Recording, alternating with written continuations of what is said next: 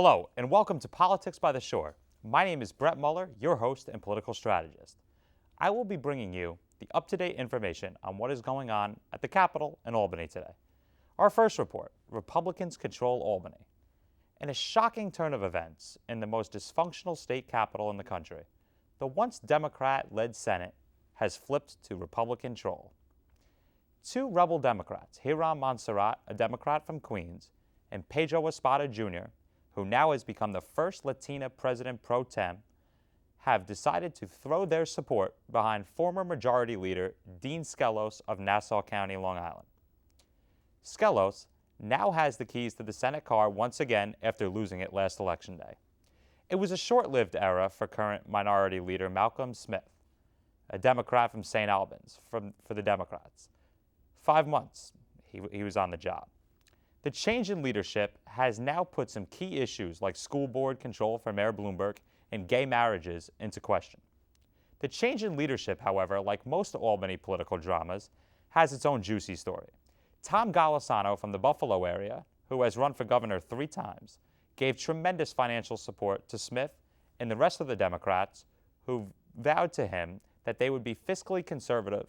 Instead, they decided to toe the Democratic line by voting for record tax and spending budgets and betraying Golisano's trust.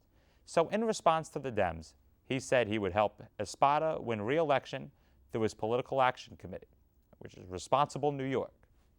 Espada was frustrated with Smith not giving him any real power once the Senate changed, so he felt betrayed by Smith.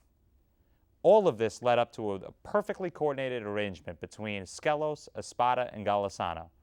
Espada reassured Skelos that he could pick off one Democrat from their conference. That Democrat was Montserrat. Skelos has now promised a new era in New York State politics, as there now will be a focus on bipartisan coalition-style politics, much like Larchmont Mayor Liz Feld has done in the village of Larchmont. Budgets will now be equal regardless of political affiliation.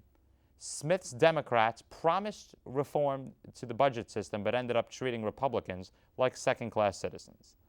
The Democrats cut the Republicans' central staff allotment by some $4 million below the Democrats' former level, and then bragged about GOP senators having to pick up and move their offices that they have occupied for decades. This new coalition believes that they are going to get 5 more Democrats to cross over to them. Now, my personal beliefs on this whole situation that has happened up in our state capital is it is the quintessential Albany Zoo. Once again, kind of party politics and deal making and who's getting what has taken over again. I mean, me as a Republican, of course, I'm going to love the fact that Republicans have now taken over the Senate, but it really has shown that Albany is a zoo. And as a New Yorker, it's a little embarrassing to think that up in our state capital there has been such turmoil, and it seems like there's turmoil on a weekly basis. I mean, when you get up in the morning and you slug that cup of coffee down before you go to work, and you read the Daily News, you read the New York Post, or you read the Journal News, and you just see another article about corruption up in Albany. What it comes down to here, in my opinion, is Malcolm Smith has shown his complete incompetency by just not knowing that this was going on, that behind the scenes there were people in his own conference conspiring to kind of overthrow him as the leader. And I really think it has shown Malcolm's inability to lead and inability to lead a conference. Dean Skelos has kind of went into the proverbial boxing ring with Malcolm, and I think he gave him a nice right hook right to the chin. And I don't think this is something politically that Malcolm is going to be able to get up from. I think now he is embarrassed. He has now lost the New York State Senate after just having it for a mere 5 months. Could you imagine being on the job for 5 months and the other political party basically telling you, hey, listen, get on out. By the way, we took some of your confidants along with us. I think it's just typical. It's like I always said, when the last election day, when the Republicans lost, I said, hey, guys, don't worry about this. This is going to be an opportunity. They're going to find a reason to screw this up somehow, and you know what? They did. Nothing has gotten done. It seems like they'd rather vote on, resolutions that, or let's just put a new picnic table in a park somewhere, instead of really bringing property tax reform to the table. As I've said, property tax reform is our biggest problem here in Westchester.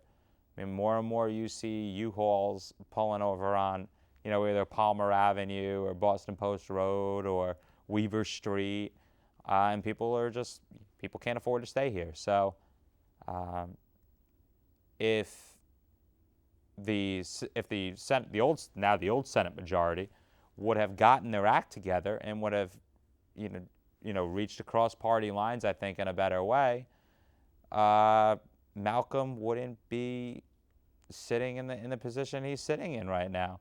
I have to say, for Mr. Skilos, this was a political victory. I know the people are going to say, oh, well, why did he have to,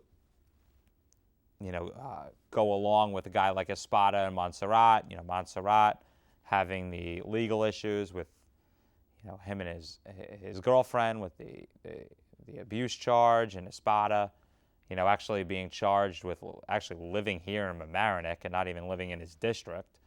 That actually is my only reservation about this whole thing is, listen, I'm extremely happy that Republicans are back in control, but, I don't know whether those were the two that we wanted to get. But, once again, I'm happy. I'm happy that the Republicans are in charge. But, again, to basically sum up my whole beliefs on this situation was, again, Malcolm Smith's inability to be a leader. And Mr. Skilos has shown now that he is a leader. But, let's hope now that we see real property tax reform, we see more bipartisanship, we see Democrats working with Republicans, Republicans working with Democrats, and let's end this madness up in Albany right now. That's all the time we have for today. I wish I could stay with you guys a little longer, but it has been a distinct pleasure of mine to bring to you the news in Albany, and have a wonderful week.